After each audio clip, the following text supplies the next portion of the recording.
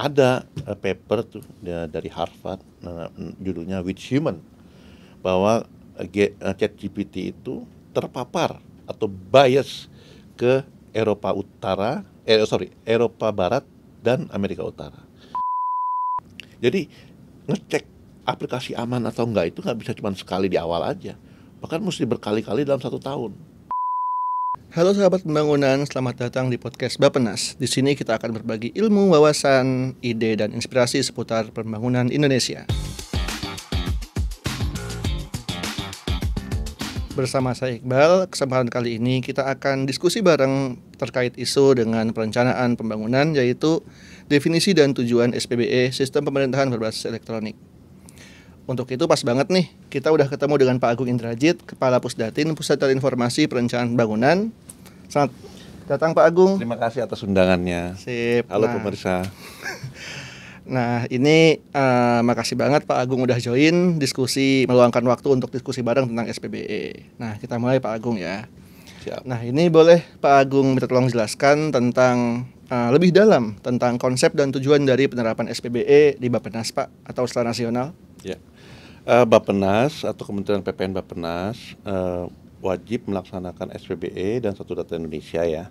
Tapi kita juga sebagai pembina data SPBE dan S1 Data Indonesia. Nah, konsepnya adalah perbaikan atau penajaman atau penguatan proses pemerintahan atau sistem pemerintahan dengan alat bantu digital. Nah, untuk itu kita perlu menerapkan SPBE di semua kementerian, lembaga, dan Pemda dalam rangka penguatan ini,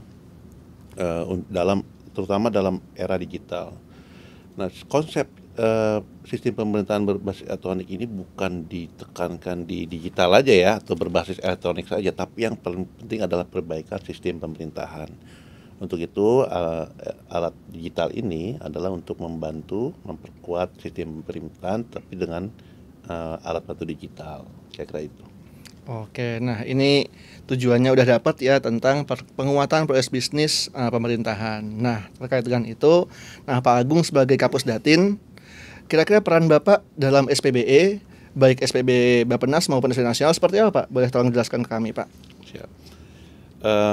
Salah satu yang ditargetkan dari penerapan SPBE adalah peningkatan efektivitas, efisiensi, transparansi, dan akuntabilitas sistem pemerintahan atau proses pemerintahan. Tentu saja akan berdampak kepada proses pembangunan.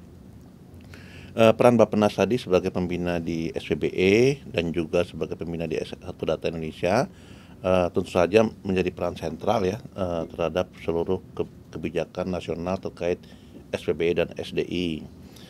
Peran dari Pusdatin sendiri di SPBE sebagai organisasi yang menerapkan bersama dengan Biro Perencanaan Ortala, bersama dengan Biro SDM, bersama dengan penganggaran, bersama juga dengan inspektorat menerapkan SPBE, tentu saja ya dengan semua unit kerja di Bappenas, supaya pemerintahan ini bisa memanfaatkan teknologi digital.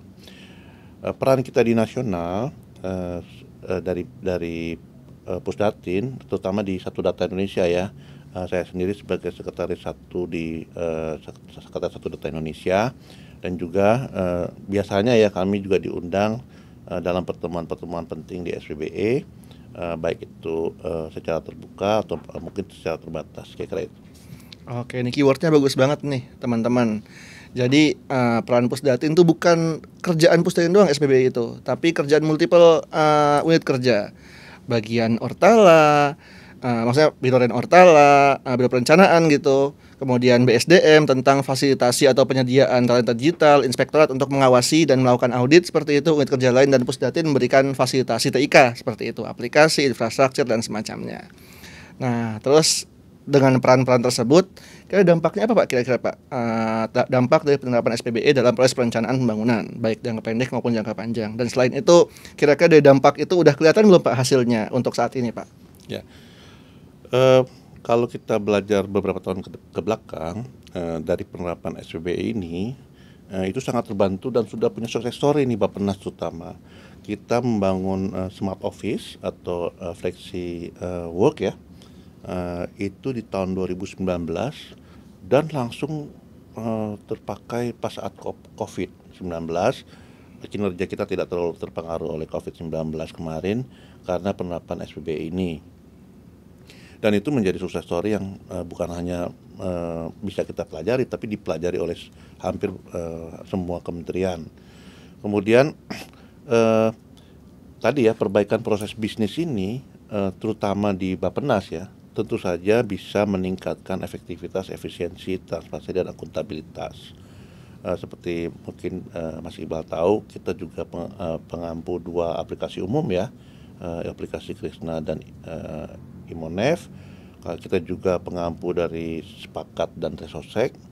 Itu sangat penting penerapan SPBE di Bappenas.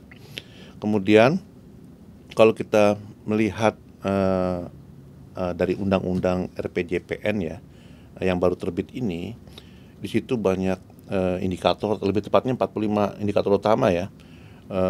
Bayangkan 45 indikator utama itu punya 2 variabel masing-masing ya, ada 90 variabel yang harus ada selama 20 tahun dan harus selalu kita pakai. Itu untuk jangka panjang aja ya. Belum lagi indikator di RPJMN atau di 5 tahunan ya, atau indikator di RKP di tahunan. Nah, untuk itu bolehlah kita ambil kesimpulan bahwa pembangunan ke depan itu lebih kuantitatif dibanding rencana sebelumnya di RPJP sebelumnya.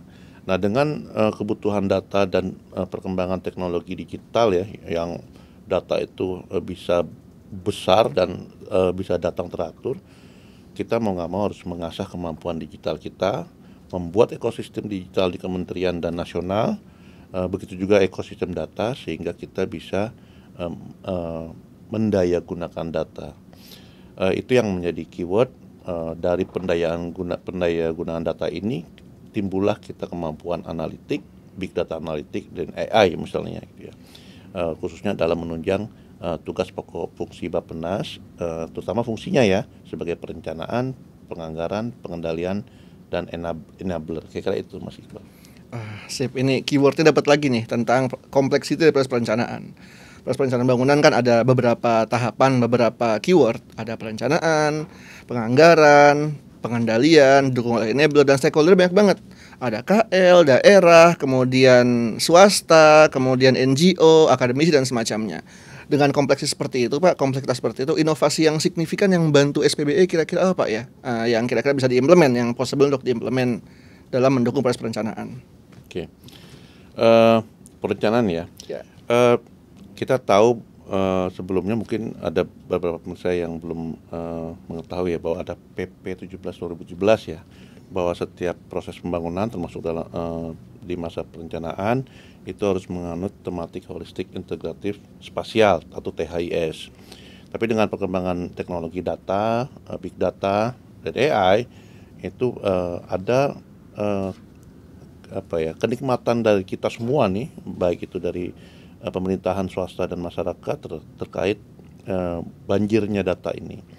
Dan itu memungkinkan kita melakukan simulasi-simulasi dan analisis-analisis data dengan menggunakan komponen dari atau domain dari SPBE, domain dari proses bisnis, domain dari layanan, domain dari aplikasi, data, informasi, infrastruktur TK dan keamanan, untuk digunakan untuk mendukung pendayagunaan data tadi.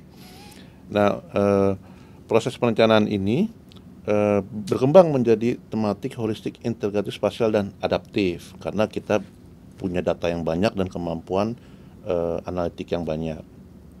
Khusus di Bappenas yang memang secara historis dikenal ya, punya kemampuan analitik dan punya kemampuan menyusun skenario planning yang baik, tentu saja sangat terbantu nih dengan SPBE, bukan hanya dari sisi analitiknya juga, tapi dari sisi keamanan data misalnya, atau misalnya dari sisi kestabilan kehandalan infrastruktur TK yang sangat dibutuhkan dalam proses perencanaan. Kira-kira itu.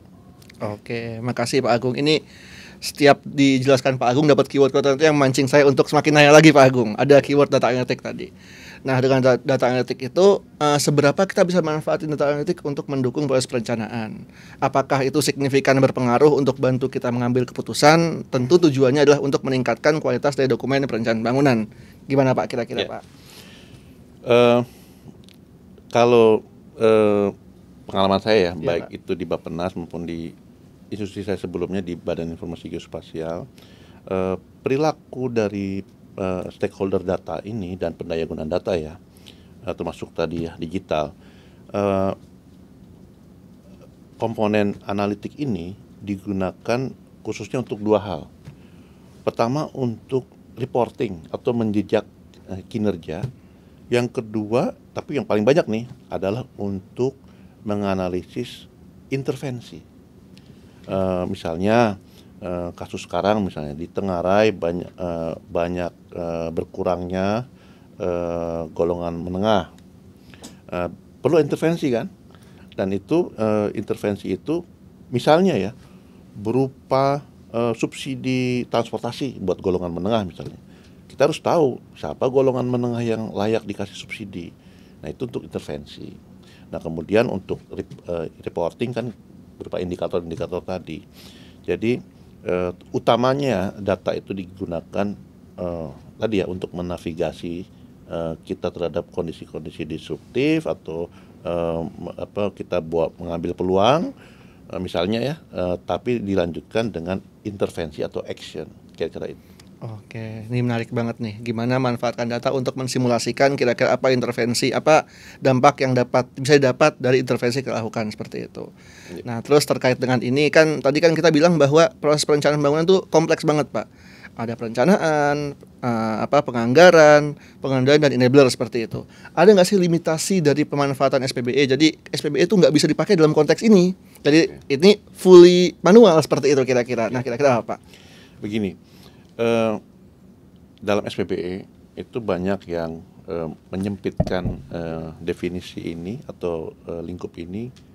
SPBE adalah aplikasi, biasanya begitu ya, Pak. atau SPBE adalah aplikasi plus infrastruktur gitu ya. Padahal enggak Pak, ada banyak tadi yang seperti domain tadi yang saya sampaikan. Kalau dilihat dari misalnya ya pemanfaatan tadi digital, kita harus paham tujuannya buat apa.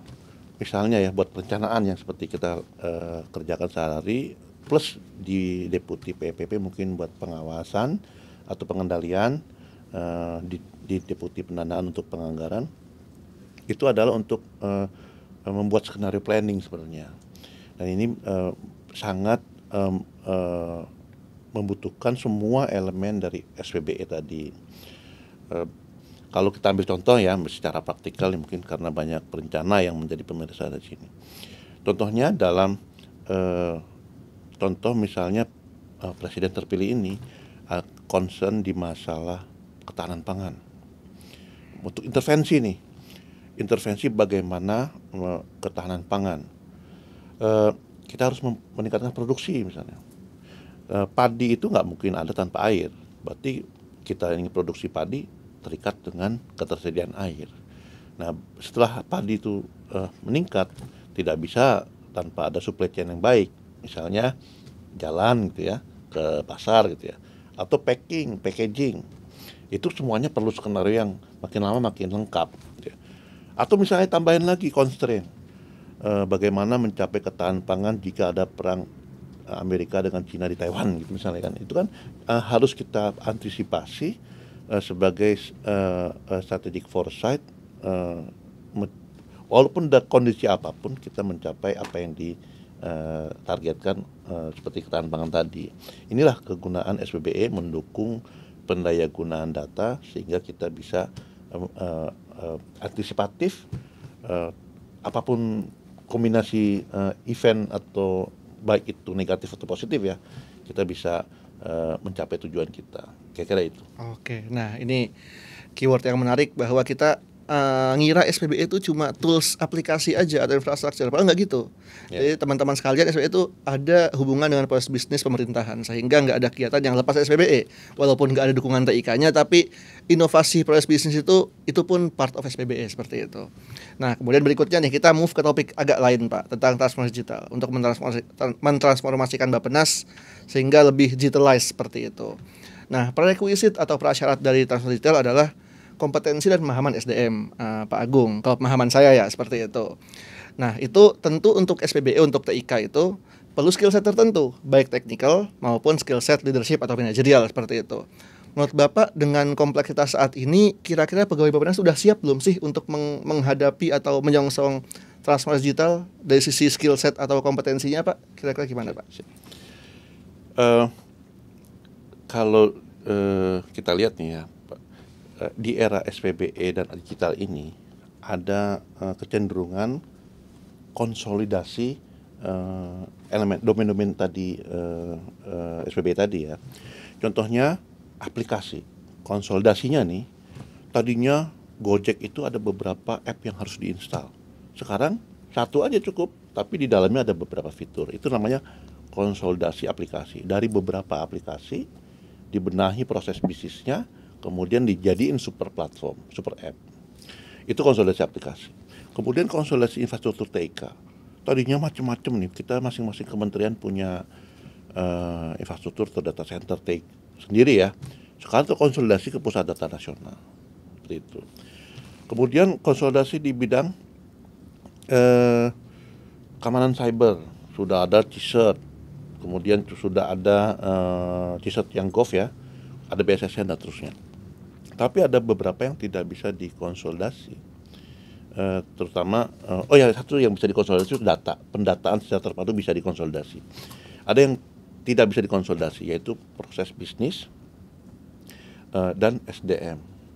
Nah, SDM ini jangan melihat SDM secara generik ya. SDM itu kita bagilah SDM pimpinannya, leadernya, manajerialnya, dan membernya atau teknikalnya. Itu beda-beda tuh skill set, knowledge set, dan psikomotorik set dia kalau kita pakai Bloom taksonomi ya. Itu perlu pendekatan khusus, terutama dalam hal transformasi nih atau transformasi digital. Secara harfiah ya, transformasi itu ada proses pindah atau bahasa religiusnya hijrah ya kan. Hijrah ke digital. Nah, hijrah itu pasti kita meninggalkan sesuatu di belakang, kita ke arah sesuatu yang baru, terutama proses bisnis ya. Nah, proses hijrah ke digital ini, kalau kita tidak meninggalkan proses bisnis yang lama, kita akan kerja double nih. Nah, itu perlu dimengerti oleh 3 level SDM tadi, baik itu pimpinan, manajerial, dan teknikal. Nah, karena transformasi itu sendiri yang kedua ya, itu bersifat top down. Kalau dari bottom up kan revolusi ya, transformasi itu top down. Jadi pimpinannya harus mengerti benar nih, bagaimana membawa gerbong suatu kementerian, suatu kedeputian atau dirjen, atau suatu direktorat atau pusat atau biro ke arah hijrah ke arah digital. Jadi pimpinannya dulu harus paham, kemudian memberi contoh, kemudian baru ke manajerial dan teknikal.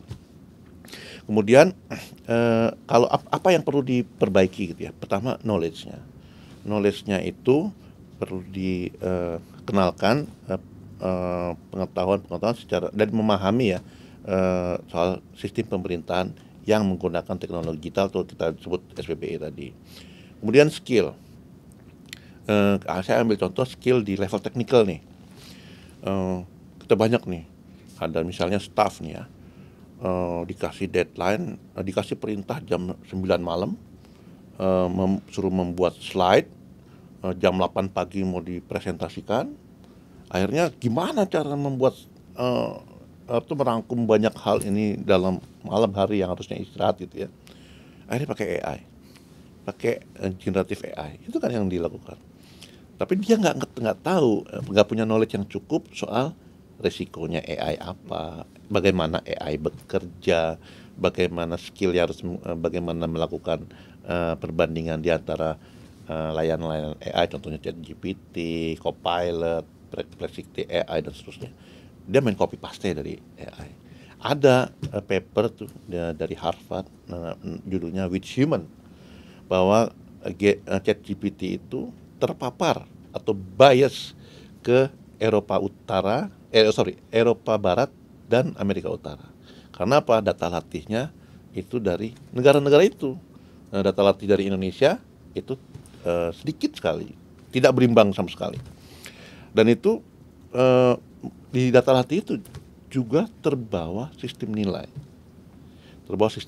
Kalau kita pakai AI langsung copy paste itu sistem nilai Anglo-Saxon terutama ya, Eropa Barat dan Amerika Utara.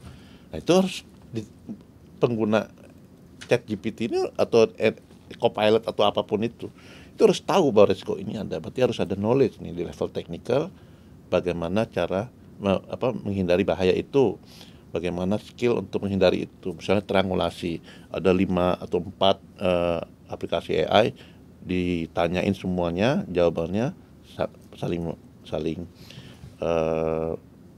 mengkonfirmasi apa tidak. Kalau nggak percaya, cek aja. Misalnya contohnya gini, buatlah pertanyaan di Copilot, Perplexity atau ChatGPT. Berapa jumlah gender di suatu negara? Pasti jawabannya kalau di ChatGPT itu adalah kita harus menghormati LGBT. Itu karena apa? Sistem nilainya bukan sistem nilai Indonesia. Sistem nilai. Coba aja cek. Kita tantangin. Buka aplikasi itu, coba sekarang pertanyaannya. Kira-kira itu. Nah, menarik ini. Jadi dapat insight bagus juga bahwa untuk transformasi digital itu butuh digital leadership dari level pimpinan untuk bisa transformasi, karena kalau dari bawah itu revolusi gitu. Ini keywordnya lucu juga ya dari Pak Agung ini.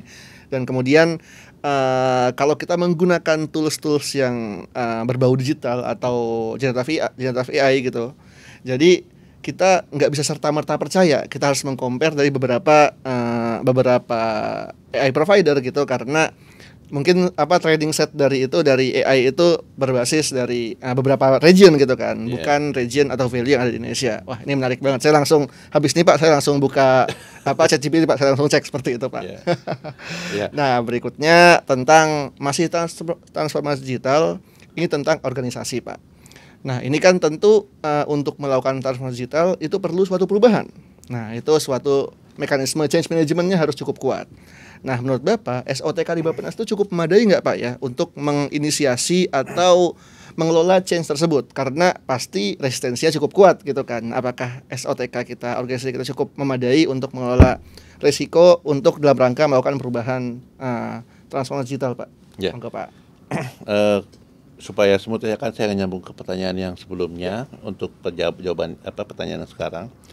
Jadi setiap level tadi itu harus punya knowledge set sendiri, skill set sendiri, dan psikomotorik atau pengalaman ya, experience sendiri, baik itu level pimpinan, manajer, dan technical. Karena 3 hal ini membentuk suatu komunitas atau organisasi atau unit. Nah, change management ini bagaimana pimpinan itu membawa proses ini sesuai sampai kepada tujuannya. Itu banyak teori-teori change management yang sudah ada, bisa diterapkan lah. Salah satunya mungkin bisa di browse di Google atau di beberapa buku textbook. Tapi kalau di SPB ini sudah ada ancer-ancernya nih change management, bagaimana proses kita anggap maturity level. Nah, setiap tahun change management ini dikontrol oleh survei oleh Kemenpan RB dan mungkin bekerja sama dengan akademisi untuk mengecek maturity level di setiap indikator yang mereka tetapkan. Nah, kalau kita berhasil nih merubah sesuai dengan arah yang benar, kita naik itu. Nah, contohnya Bappenas. Secara bundel ya, kita di tahun 2021 itu 2,5. Tapi tahun 2023 bisa 4. berarti kita change manajemennya ke arah yang benar dan percepatan. Nah, itu indikatornya. Nah, kalau misalnya indikator itu apa yang harus dirubah gitu ya, itu sudah ada di ancer-ancer di tesnya asesmen SPBE. Tapi ada prosesnya, ada indikatornya, ada yang mengakses dan ada skornya. Nah, skor SPBE itu sangat mempengaruhi skor reformasi birokrasi. Jadi kalau SPBE kita bagus, RB kita bagus, tunkin kita meningkat, gitu kan. Jadi SPBE ini langsung berpengaruh kepada kantong kita. Karena kalau SPBE bagus ya RB bagus, tunkin kita full gitu. Kira itu Pak Mas Iqbal. Sudah ada change manajemennya, sudah ada indikator, sudah ada asesmennya, dan ini sangat berpengaruh langsung ke individu di suatu organisasi atau kementerian kita. Kira itu. Nah, ini menarik banget teman-teman. Ini keyword yang paling penting bukan change manajemennya, tapi tentang tukinnya. Jadi kalau SPBE kita bagus, RB kita bagus, tentu mempengaruhi kesejahteraan masing-masing individu kita. Kerjanya jadi efektif, tunkinnya jadi full. Siap, nih menarik banget. Nah, ini kita agak masuk SPBE lagi Pak, tentang EA, arsitektur SPBE atau Enterprise Architecture. Nah, kita kan untuk melakukan transformasi digital itu tentu kita membutuhkan targetnya mau gimana sih Pak? Ke depan mau seperti apa? Itu dituangkan dalam dokumen EA atau dokumen arsitektur SPBE to be yang expected-nya. Di mana kita mengidentifikasi probisnya nanti mau seperti apa, arsitektur business architecture yang to be. Untuk mendukung probis itu, informasi yang mengalir seperti apa? Itu information architecture yang to be. Untuk mendukung informasi mengalir itu butuh aplikasi seperti apa nanti ke depannya, sehingga itu akan jadi application architecture to be. Dan untuk mendukung aplikasi itu butuh tools seperti apa, kayak infrastruktur teknologi seperti apa, itu teknologi architecture to be. Nah, menurut Bapak selama ini penyusunan itu cukup baik nggak Pak ya, kira-kira sesuai dengan kebutuhan organisasi nggak Pak ya untuk penyusunan arsitektur SPBE to be itu? Oke, sip. Per rekaman ini, tanggal 1 Oktober 2024. Nanti tanggal 20 ada pelantikan presiden baru. Kemudian tanggal 21 ada pengumuman siapa menteri dan siapa struktur organisasi. Contohnya apakah Bappenas itu digabung dengan keuangan, itu kan ada selentingan seperti itu. Atau apakah Bappenas kalau nggak digabung tetap gini, apa SOTK-nya berubah. Nah, kalau menurut saya dengan target RPJMN dan RPJP yang berbeda, kemungkinan besar berubah. Tugas pokok fungsinya. Kalau tugas pokok fungsinya berubah, SOTK-nya berubah. Probisnya demikian gitu Pak ya. Kemudian dalam mendesain SOTK itu ada level 0, level negara, level 1, level kementerian. Itu yang mungkin akan digabung sama atau dipecah gitu ya. Kemudian level 2, level dirjen atau level eselon 1 atau level deputi. Itu juga akan menyusun level menteri, kementerian ya. Kemudian di level 3, level eselon 2. Nah, kemudian di level 4, di level kepala koordinator atau ketua tim. Nah, tapi di mana data aplikasi dan infrastruktur TK itu? Ada nempel di level. Itu di level staff. Karena staf yang menggunakan data, staf yang menggunakan aplikasi, dan staf yang berperan sebagai aktor di SPBE tadi.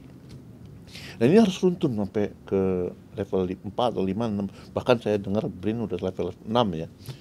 Nah, begitu SOTK-nya berubah, otomatis berubah. Nah, karena SOTK untuk mencapai tujuan kan, atau menunjang pencapaian misi dari suatu kementerian, itu harus berubah.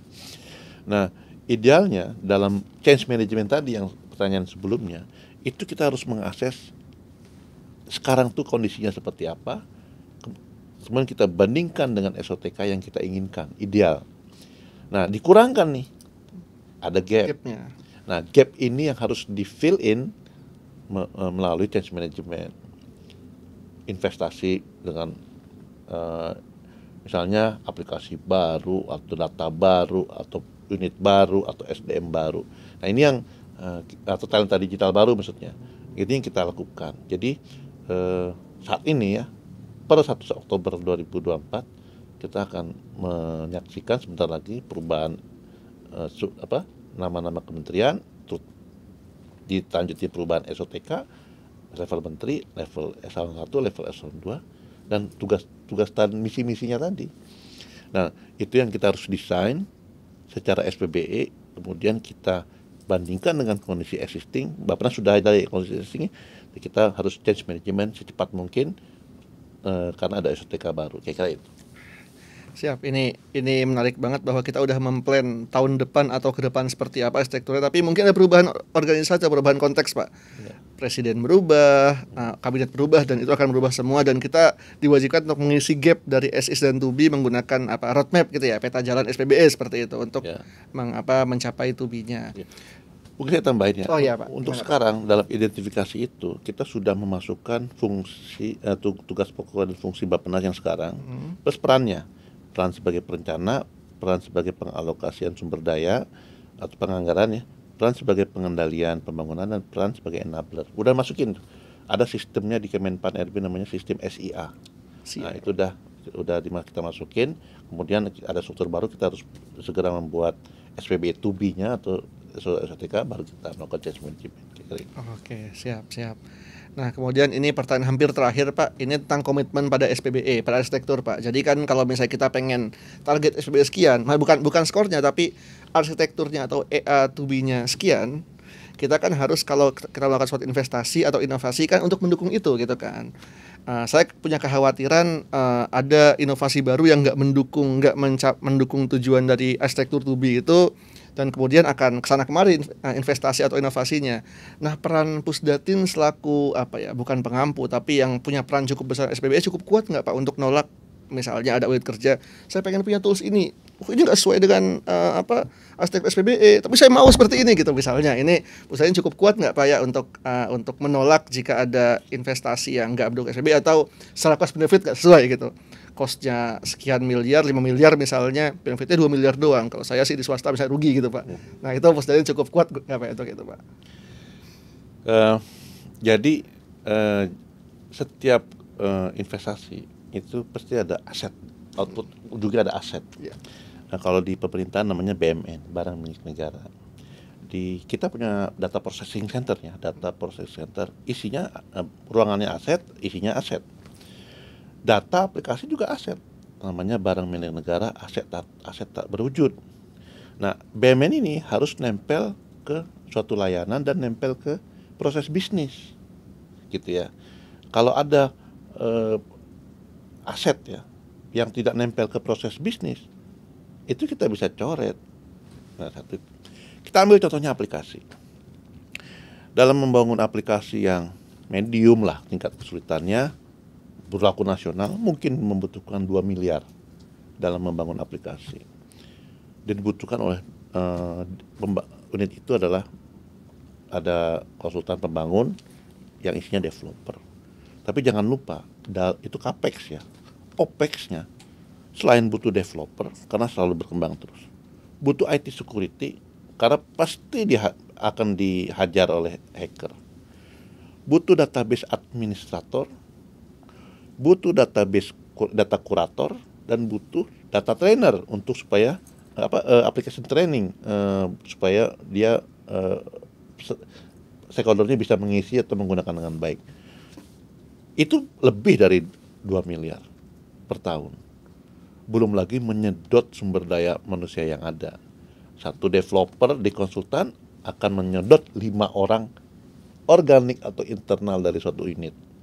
Ini OPEX-nya gede banget.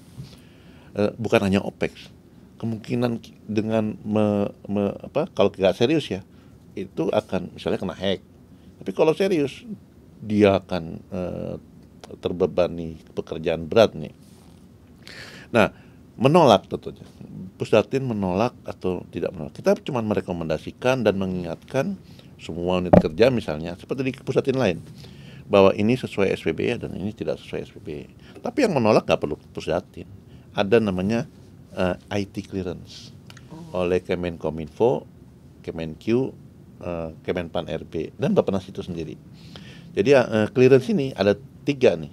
clearance masalah TIK, hardware, clearance masalah aplikasi, clearance masalah data. Nah, Bappenas bertanggung jawab soal data untuk SDI ya, penataan terpadu, tapi Kominfo, Kemenpan RB dan Kemenku itu aplikasi dan infrastruktur TIK. Saya ambil contoh begini, ada suatu kementerian dia nyelipin nih, nyewa cloud di dukungan manajemen, ketahuan itu bukan Kemenkominfo dan Kemenpan RB, itu masalah BSSN dan masalah lainnya gitu, BPK dan seterusnya. Jadi itu akan kelihatan gitu ya, dari karena mau nggak mau itu adalah aset ya.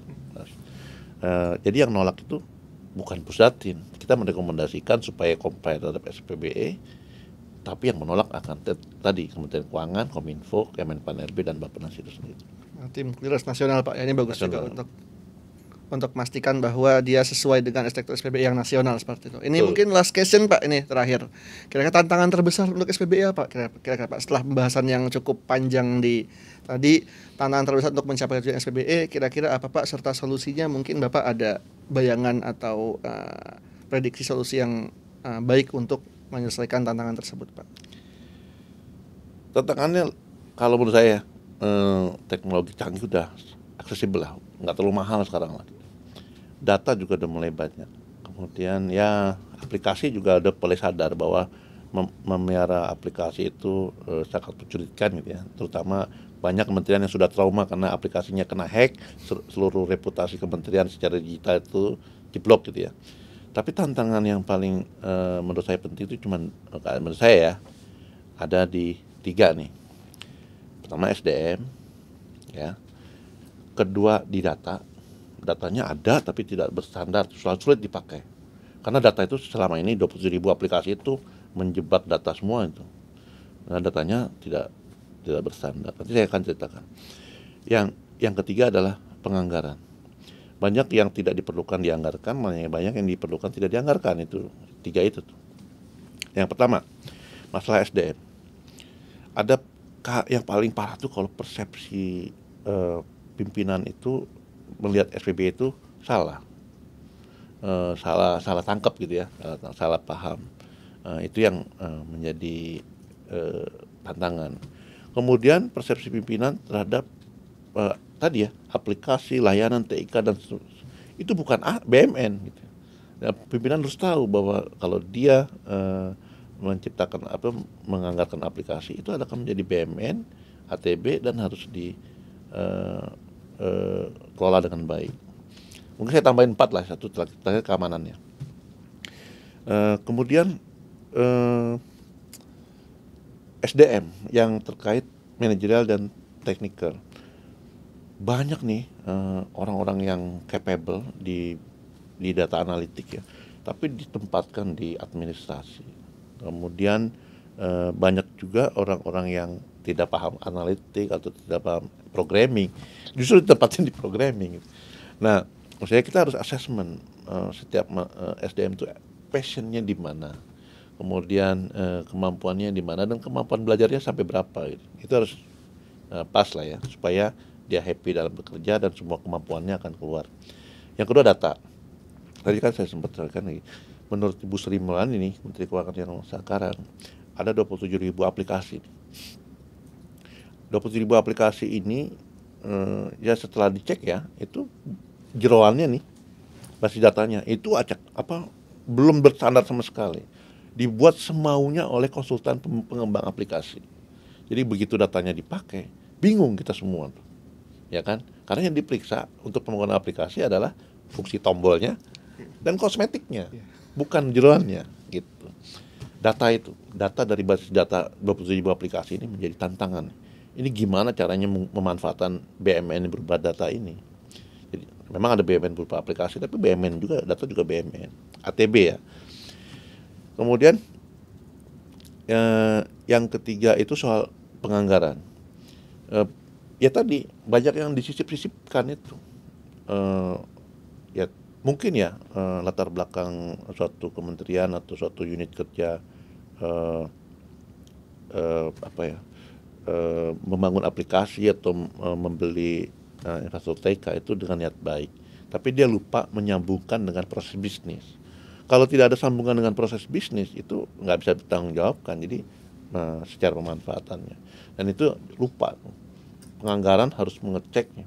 Siapapun yang mengecek penganggaran harus mengecek apakah data atau aplikasi atau TK itu ada cantolannya ke proses bisnis di unit kerja tersebut.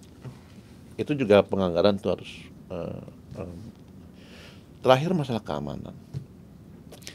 Banyak unit kerja di semua kementerian ya, termasuk Bappenas ya, mengira bahwa kalau aplikasi itu sudah dites dan dinyatakan aman, sebulan lagi aman, tetap aman.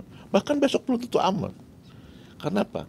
Bolong-bolong dari setiap aplikasi ini itu mungkin timbul per jam, per detik gitu ya, yang kita nggak tahu itu kapan ya. Jadi ngecek aplikasi aman atau enggak itu nggak bisa cuma sekali di awal aja, bahkan mesti berkali-kali dalam 1 tahun. Contohnya setiap 3 bulan ya kita dari pusat ini tuh secara surveillance ya, tanpa ada pengumuman kita mengecek keamanan di setiap aplikasi 3 bulan sekali. Ini supaya kalau ada bolong-bolong baru nih, kita kan selalu mengupdate nih alat pengeceknya ya. Kalau ada update library baru kita cek, kita akan assessment itu semua. Dan itu keamanan. Nah kemudian di sisi keamanan itu, jangan mengira hacker itu seperti maling. Hacker itu nggak seperti maling, bahkan nggak seperti rampok. Hacker itu seperti pasukan. Dan kalau kita banyak aplikasi, berarti banyak target yang bisa dihancurkan oleh pasukan itu. Kalau misalnya mengikuti perang Ukraina, ini seperti Wagner tapi di digital. Dibayar oleh orang yang punya uang atau orang yang iseng. Tapi ini udah seperti pasukan. Ada teman waktu saya berkunjung ke New York tuh, teman bilang ada di Konjen ya di New York, ada 2 profesi yang selalu perang selama puluhan tahun ini, mungkin selama 20 tahun 30 tahun ini ya, diplomat, perang secara diplomatik, saling positioning strategi, dan cyber, orang-orang cyber itu selalu berperang. Dan memang benar ancaman.